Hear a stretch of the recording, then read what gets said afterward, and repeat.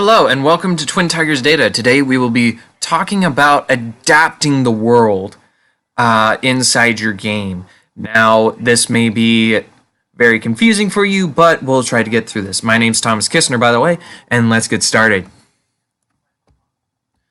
What do I mean? What the heck? Why are you bringing this up, dude? Well, if you're not using the already created books known as the adventure modules that they've already released, known as, for example, or at least for Sword Coast, Storm King's Thunder, and you have your own world created, okay, but you still might want to keep up on your book list. Why? Because new books include new stuff for players and also for DMs, including new monsters to fight, new specializations, and also new backgrounds for players to use. For example, inside the book Tomb of Annihilation, there are two individual backgrounds that players can use. They are called the Anthropologist and the Archaeologist. Now, this sounds like stuff possibly a wizard might play, but if you're creative and want to be fun with the character, you might want to go with a fighter. However, still, this provides new information for a player to use. Read up quickly so then you know. However, make certain that you can get all that you can understand out of the book. For example, some of the abilities of the Ranger, one of its abilities is a volley of arrows that it can fire as long as all creatures are within 10 feet of your of your weapon's maximum range. If you're firing at these guys, some people might interpret as the entire area around you. Me, however, I interpret it as anybody that you can see.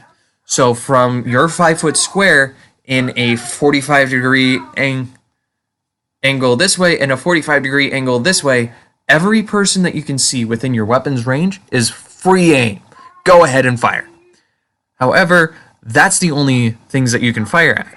Other DMs might say, oh, you can fire at the guy way behind you, because that's what it sounds like it's saying. However, to me, that doesn't make sense. How can this affect my game? Well, if this is an on-running game in the current edition that WotC is using, this will majorly affect your game. Now, what exactly is WotC? Well, WotC is actually, if you look on the back of your book right here, this little guy right here. These guys are called Wizards of the Coast, and they actually run and have copyrights to Dungeons and Dragons. Now, what exactly does WotC create? Now, what else does WotC make besides this? Well, they create a very multiple of games. Wizards of the Coast does not limit themselves to Dungeons & Dragons. The book series, however, still, this is a major part of the game. Now, Wizards of the Coast is currently producing and releasing 5th edition books. So if you're running a game from 3.5 or 3rd edition, you have no need, unless a player somehow magically finds a book that you have not yet heard of and says, hey, can I use this book? And you're like, I want to know what it does before I'm fully okay with it, but sure, go ahead for this game, since this is the first time I'm hearing about it. Now, players can try to use new spells, new backgrounds, or even new spells on you. Now, one of the books that has a new spell list in it from an adventure module is the Princes of the Apocalypse. A player can bring this book up, and then suddenly you're like, where the heck is this spell? As you're flipping through the 3 books that you have have spells in it, which is Xanathar's Guide to Everything, Player's Handbook, and also the Sword Coast Adventurer's Guide, and don't find the spell there. However, the player pulls up the Princes of the Apocalypse book, and you're like, that's why I don't know about this. This is why exactly you need to know about some of the stuff. And also, always check where they got it from if you are unclear about it, and have them read out what exactly the ability is, what exactly the spell does, or what exactly this background ability says. How do you keep up? Well, there are a multiple of places that you can check. You can check D&D Plus, D&D Beyond, local gaming stores, or even looking them up online daily. Now you can check a site that I have called D&D.rem.uz.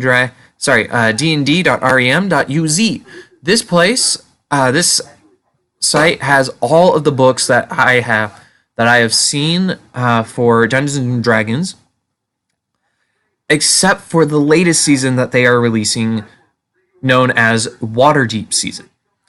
This season is specifically focusing on the area of Waterdeep itself and nowhere else, really.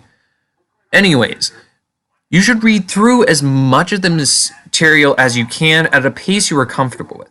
The game is about fun, not rules, and only sometimes, if you are a loose DM and you don't have a rules lawyer at your table, and I'll explain what those are later on.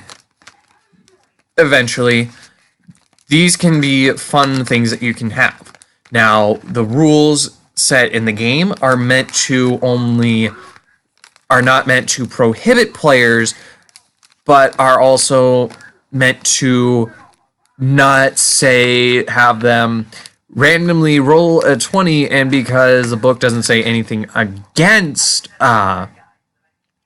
natural 20s inside the book, because it doesn't say this, and they're trying to jump to the moon, boom, all of a sudden you roll a nat 20, they can jump to the moon. No, there's actually a rule in there about jumping that you can or can't do.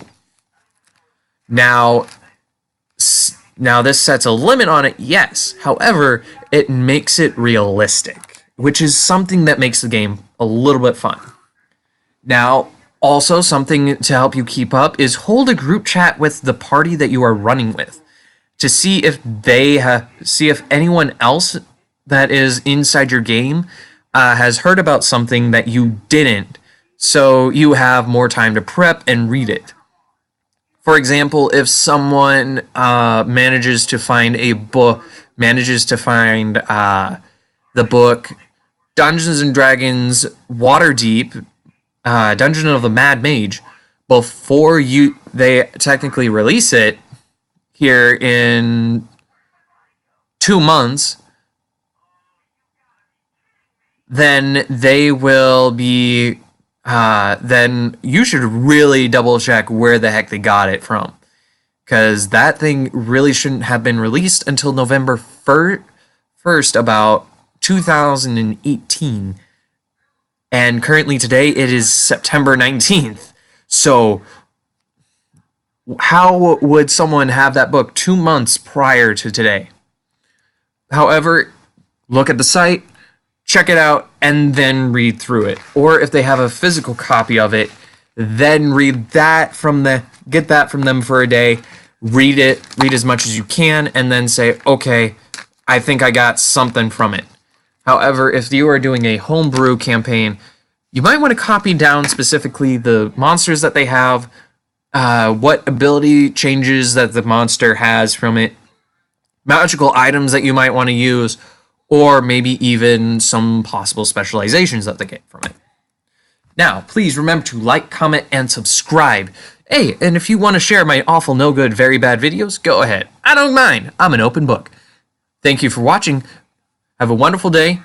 Please remember to have fun and game safe. Adios.